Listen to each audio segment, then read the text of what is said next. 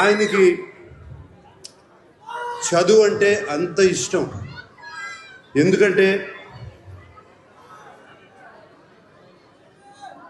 ఆయన చదువుకోలేదు, కానీ వేలాది మందికి ఒక బంగారు భవిష్యత్తు కల్పించాలని ఆయన పనిచేశారు.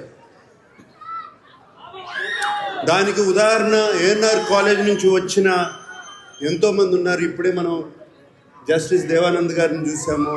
అలాగే నా పక్కన యార్లగడ్డ లక్ష్మీప్రసాద్ గారు కూర్చున్నారు. వైఎల్పి గారు నాకు శ్రేయాభిలాషులు, మిత్రులు. ఫార్మర్ ఎంపీ కావూరి సాంబశివరావు గారు, అలాగే యలమంచిలి శివాజీ గారు, ఇంకా అందరికీ తెలుసు రామోజీరావు గారు, ఈనాడు రామోజీరావు గారు, ఇలా ఎంతోమంది ఉన్నారు.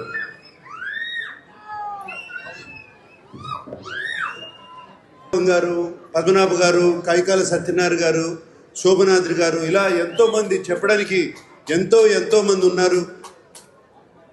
ఇక్కడే కాదు, ఇంటర్నేషనలీ, నేషనలీ, దేశమంతా ఇక్కడి నుంచి బయటకు వచ్చిన విద్యార్థులు ఎంతోమంది ఉన్నారు. ఈ పేరుకి ఎంతో మంచి పేరు తెస్తున్నారు.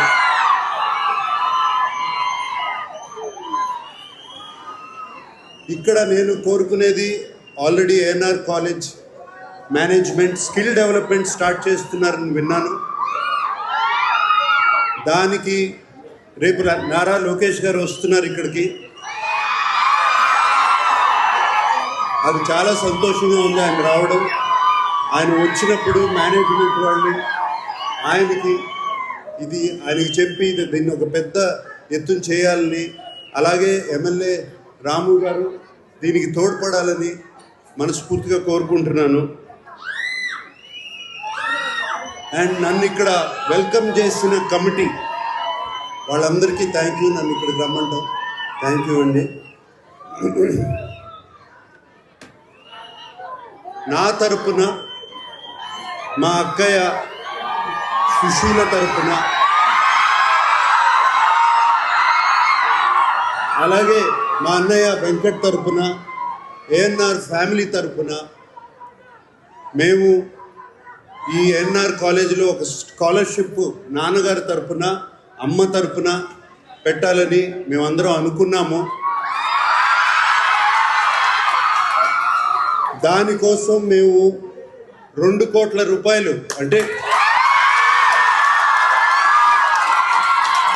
2 crore rupees ఇవ్వాలని, దాని ఫార్మాలిటీస్ అన్నీ ఏఎన్ఆర్ మేనేజ్మెంట్తో మాట్లాడి అది ఎలా చేయాలి అని ఇమీడియట్గా చేద్దామని.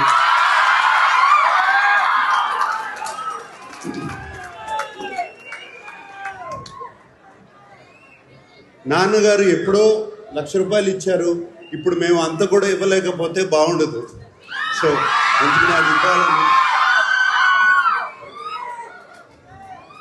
నేను యాక్చువల్గా చెప్పాలి అంటే, ఇంట్లో బయలుదేరే ముందు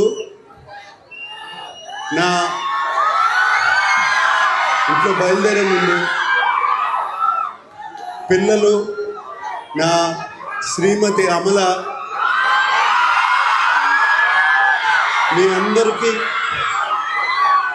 హలో చెప్పమని చెప్పి, ఏంటి ఒట్టి చేతులతో వెళ్తారా, ఏదన్నా తీసుకెళ్తారా అని చెప్పింది.